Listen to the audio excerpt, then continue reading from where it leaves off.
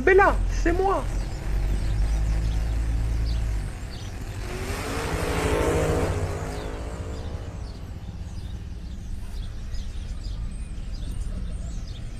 Vous avez vu mon nouveau petit enfant? Comme il est mignon, je l'ai acheté hier. Ouah, qu'est-ce qu'on a de la sens.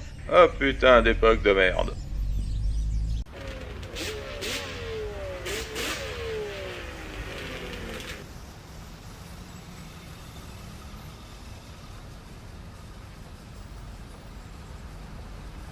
Ah, elle est belle ta moto, mais elle irait mieux avec ma tête dessus.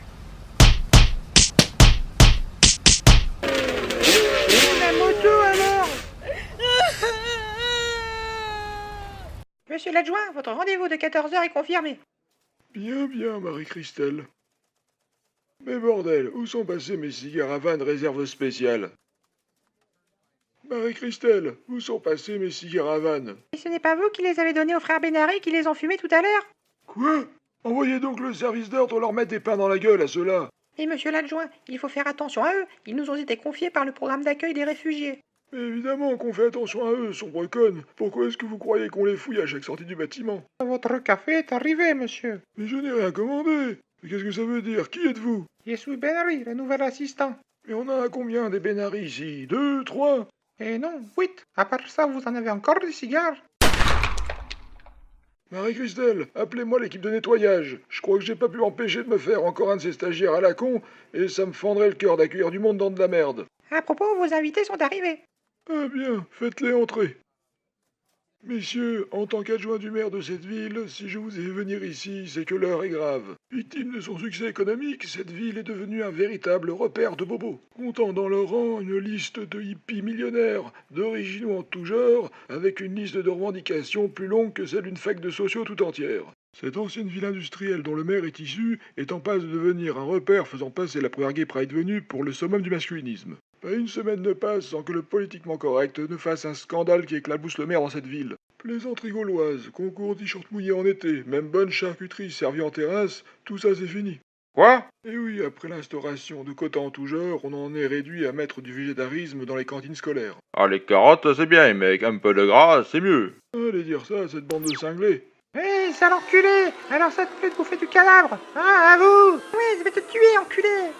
Et ça c'est juste quand le maire se fait son entrecôte du dimanche. Tenez, regardez la dernière mode chez les jeunes. Nom de Dieu, ce truc a-t-il seulement un sexe? Hélas, même eux doivent pas le savoir. Et ce rite, vous comprenez pourquoi on appelle cette ville Pédalo City?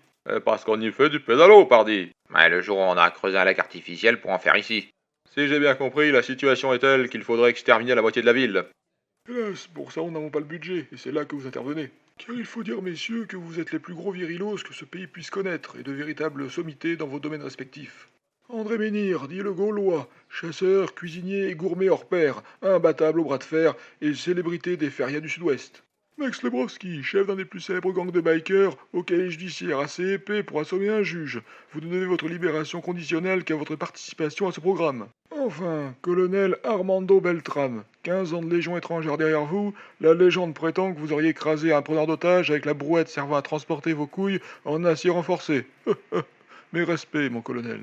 Messieurs, nous avons 2 ans jusqu'aux prochaines élections pour empêcher que cette ville devienne un backroom à ciel ouvert entre 2 bières bio sans alcool. Vous avez carte blanche pour me rectifier le tir et me pimper tout ça, la mairie mettant ses installations à votre disposition. Je vous suggère de commencer par le Café Rose, sorte de QG de tous ces gens-là dans cette ville. Ils y seront attirés suite à l'exposition d'art contemporain qui s'y déroule en ce moment. Un bonhomme qui se prend pour un artiste et qui a fait sensation en exposant la dernière fois un godemiché géant taillé en minaret. Je vous laisse deviner ce que fait le petit bout rouge au sommet 5 fois par jour. Bon les gars, je vais chercher le véhicule, on se rejoint sur place.